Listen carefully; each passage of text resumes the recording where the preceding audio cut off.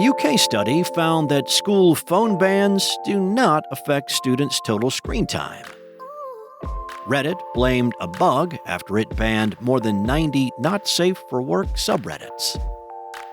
And Warner Brothers is sharing a few movies for free on YouTube.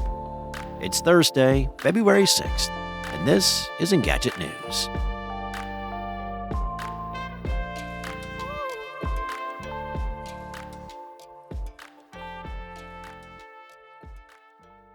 In recent years, the push to ban smartphones in schools has picked up, with advocates citing everything from improving focus to creating a safe environment. Now, a new study out of the UK investigates the effectiveness of these policies on social media use and overall well-being, with interesting results.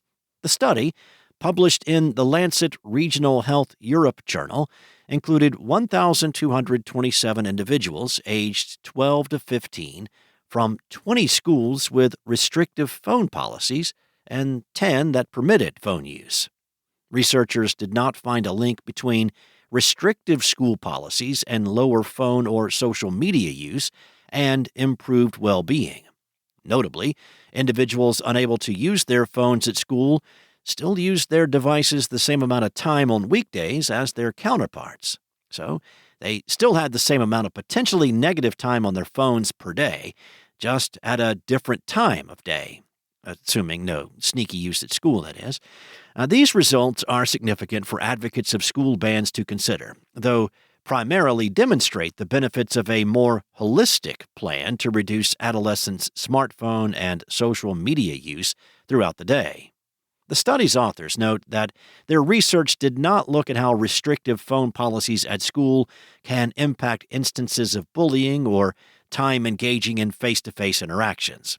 It also does not examine the difference between varied types of restriction or how long these policies have been in place. The UK government has been a strong proponent of banning smartphones in schools, announcing guidance in February of last year. The guidance called for schools to create policies that worked best for them, but outlined a few options, including banning any smartphones on school premises. Other suggestions involved students handing in their phones upon arrival or storing them in lockers. The U.S., France, and more countries have also taken steps to ban smartphones in schools. New York Governor Kathy Hochul and California Governor Gavin Newsom are among the proponents of smartphone restrictions in schools. Reddit briefly banned dozens of subreddits without warning on Wednesday due to a bug that affected scores of NSFW communities on the site. Redditors were told the subreddits were banned for being unmoderated, even though many were heavily moderated. Engadget counted more than 90 subreddits that seemed to have been caught up in the unmoderated ban. The vast majority of those have now been restored after going offline for a few hours on Wednesday morning. In a post in Mod Support, a Reddit admin blamed the widespread bans on a bug. A Reddit spokesperson told Engadget that the issue was a bug related to how it detected unmoderated communities, but did not provide details or confirm how many subreddits were affected. But it appears the bug was widespread across the site. It affected scores of subreddits followed by millions of people, and the nature of the affected subreddits has alarmed some users and moderators who worry that the company may be getting ready for a bigger crackdown. Elsewhere, concerned users pointed out that this is the second time in 6 months that Reddit has mistakenly banned popular not-safe-for-work subreddits for supposedly being unmoderated. Redditors complained about similar bans last year. At that time, a Reddit admin wrote, "Our subreddit automation was a bit overzealous." They added to the months-old thread, saying that the recent bans are different from what happened before, but did not elaborate. Over the past several weeks, Warner Brothers Entertainment has been uploading a selection of full movies to a playlist on YouTube. It's an odd move, considering parent Warner Brothers Discovery also owns the increasingly pricey streaming service, Max.